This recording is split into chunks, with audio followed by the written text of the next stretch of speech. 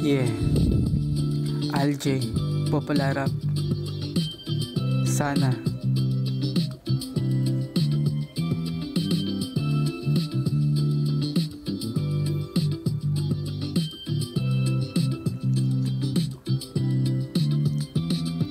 Sana totoo yan sinasabi mo, hindi yung puro dada, pero kapag nakaupo sinong ngalin na bibig ang amisya may lahat. Nakalimutan na untog na ulo sapagkat ang layunin lamang malamang mga mangmang na nauutos sa mga salitang ginagamit na magagamit para magkamit kasi walang alam nila naman ng talumpati at kahit sarili mo bayan di mo na kinawaan para sa sariling kapakan na ninakawan. Inagawan sila ang gutom nilik mo sa kamay, inabot ka unti yun na lang dun sila sanay kunin andin sa kanila binayang buhay nila. Ganyan lagi mabait kapag butuhan na itatago ang kulin na itim sa tunay, bibilugin ka sa di lang kasinungalingan.